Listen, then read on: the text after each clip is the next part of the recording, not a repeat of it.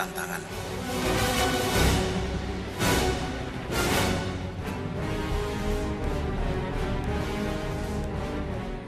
Selamat malam pemirsa, selamat berjumpa kembali dalam Forum Today's Dialogue. Saya Kania Sutisnawinata. Pemirsa, dalam setiap periode pemerintahan, kenaikan harga BBM seolah menjadi batu ujian bagi pemerintahan yang berkuasa. Tidak hanya ketegasan tetapi juga dibutuhkan nyali dari seorang pemimpin untuk mengambil resiko dengan mengumumkan kebijakan yang tidak populis. Dalam pemerintahan yang dibangun di atas koalisi kepentingan, peran presiden menjadi begitu sentral. Tapi seberapa sentralkah sebenarnya apa yang terjadi di balik setiap keputusan menaikkan harga BBM? Itulah yang akan kita bahas dalam Forum Today's Dialogue pada malam hari ini. Saya akan juga langsung memperkenalkan 3 narasumber yang sudah hadir bersama saya pada malam hari ini. Terlebih dahulu di sini sudah hadir mantan jubir presiden yang juga adalah Menpora Andi Malarangeng. Selamat malam Pak Andi.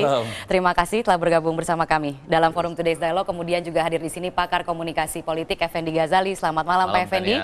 Terima kasih telah bergabung. Dan kemudian juga hadir di sini Wakil Ketua Fraksi PKS Muhammad Sohibul Iman. Selamat malam Pak Iman. Dan juga sebenarnya masih ada satu narasumber lagi yang bergabung bersama kami. Narasumber yang masih dirahasiakan tapi yang pasti banyak bertemu dengan Pak Andi pada saat dulu menjabat sebagai jubir presiden. Dan seperti biasa sebelum kita memulai perbincangan kita pada malam hari ini, terlebih dahulu kita akan simak bersama-sama informasi pengantar berikut ini.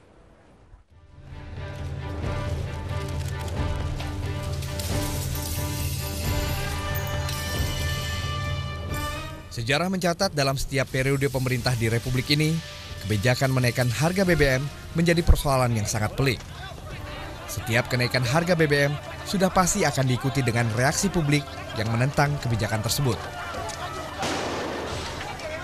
Tak heran mendekati keputusan kenaikan harga BBM yang kurang dari 2 pekan lagi, Presiden SBY merasa perlu untuk melibatkan partai koalisi.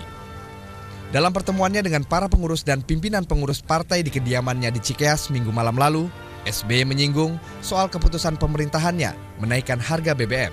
SBY menyatakan siap mengambil resiko dan kehilangan popularitas demi menyelamatkan perekonomian nasional. Kalau saya ingin aman, Partai Demokrat juga tidak ikut diserang, saya akan dengan cepat nggak usahlah dinaikkan BBM. Nggak usahlah diubah-ubah itu APBN, tidak usahlah diude-ude itu subsidi, terserah ekonomi kita mau rusak atau tidak rusak. Kalau saya menuruti subjektivitas, pikiran dan hati saya. Tetapi saudara-saudara, sebagai pemimpin, sebagai presiden, saya harus mengambil risiko dan siap menghadapi tantangan. Sebagai komoditas strategis, BBM juga menjadi komoditas politik untuk mendiskreditkan bahkan menyerang partai berkuasa seperti yang dituduhkan kubu Demokrat. Namun sebaliknya BBM juga menjadi komoditas untuk memoles citra partai. Harga BBM diturunkan lagi. Kita tentu ingat iklan Partai Demokrat yang mengekspos soal keberhasilan pemerintah SBY 3 kali menurunkan harga BBM. Iklan ini keluar sebelum kampanye pemilu presiden 2009 yang memilih kembali SBY sebagai presiden untuk kedua kalinya.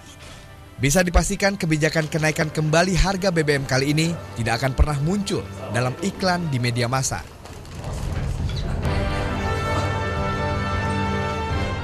Baiklah, langsung saja kita mulai perbincangan kita pada malam hari ini. Pak Andi masih ingat dengan iklan itu Pak Andi? Oh iya, karena memang Pak SBY adalah satu-satunya presiden Republik Indonesia yang menurunkan harga BBM.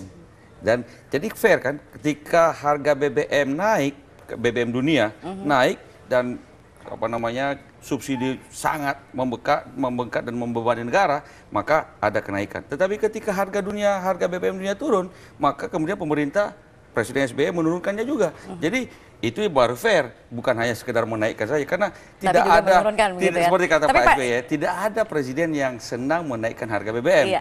Jadi, tetapi kalau terpaksa, ya terpaksa kita sudah dinaikkan, harus dinaikkan. Tapi ketika memang harus menurunkan, ya harus menurunkan juga. Dan itu yang fair, dan itu yang dilihat rakyat. Tapi fairkah juga kemudian mengatakan bahwa memang itu dijadikan alat kampanye juga untuk memoles citra partai ketika kemudian harga BBM diturunkan menjadi seakan-akan keberhasilan dari partai. Yang ada selama ini adalah serangan terhadap pemerintah kalau pemerintah menaikkan harga BBM. Tetapi harus fair juga dong.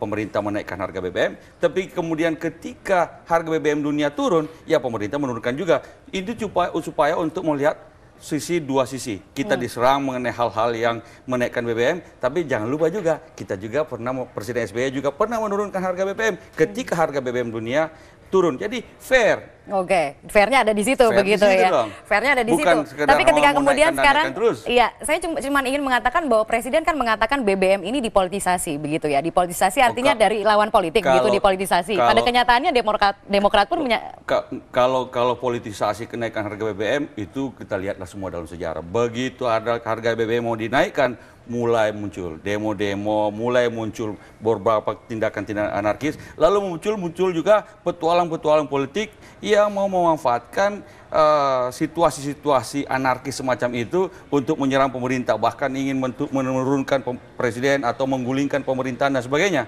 Nah, kalau supaya kita fair lah ya, ada waktunya, katakan begini loh, Presiden SBY pernah menaikkan harga BBM, tapi pernah juga menurunkan harga BBM. Supaya jadi fair, kalau jangan hanya sekedar naikkan BBM. Jangan hanya sekedar menaikkan, tapi juga